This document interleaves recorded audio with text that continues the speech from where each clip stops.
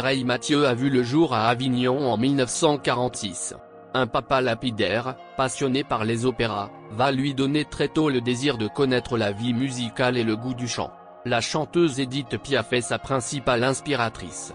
Cette Avignonnaise a participé en 2 occasions à une compétition de chansons orchestrée par sa municipalité. Mireille Mathieu finit seconde au premier tour, tout près de Michel Thor, qui va également devenir une immense star du chant. Elle gagne le prix du concours l'année qui suit, en interprétant La vie en rose. Suite à ce triomphe, la jeune femme va participer au programme de télévision Le jeu de la chance. Il s'agit, notamment aux yeux des plus petits parmi vous, des origines de The Voice et du concours La France a un incroyable talent.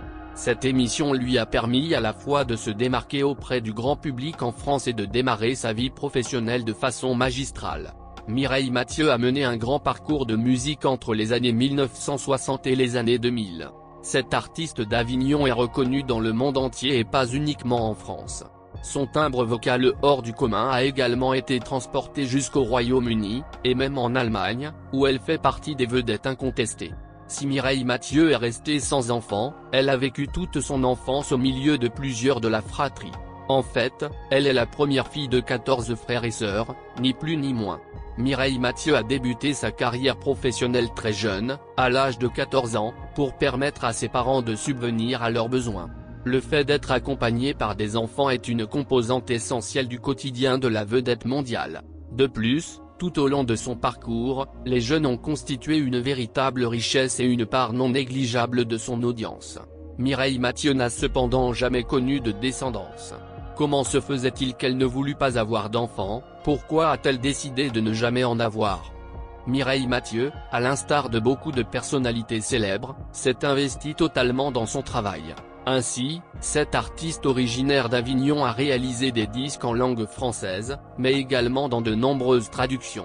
Les tours du monde se sont enchaînés à une cadence frénétique. Et tout ceci pendant plus de 50 ans. Naturellement, ce dévouement, à fournir un spectacle par excellence sur une durée aussi importante a un coût. Pour Mireille Mathieu, il faut choisir de faire ses preuves pour le paiement de cette somme. Il est de fait tout à fait concevable de vivre une telle existence et en même temps de créer un foyer. La maternité aurait tout naturellement freiné considérablement les activités de la star, en pleine expansion. La décision a été prise rapidement. Ses proches et ses descendants feront partie de son entourage, ils seront ses spectateurs.